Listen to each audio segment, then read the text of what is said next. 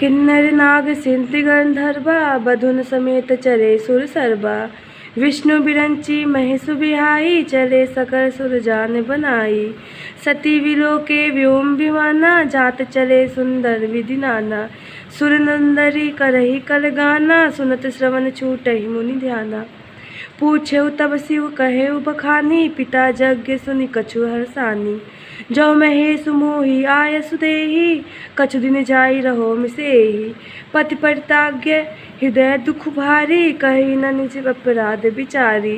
बोली सती मनोहर बानी भय संकोच प्रेम रस सानी। पिता भवन उत्सव परम जो प्रभु आयसु होई। तो मैं आयु कृपायतन सादर देखन सोई।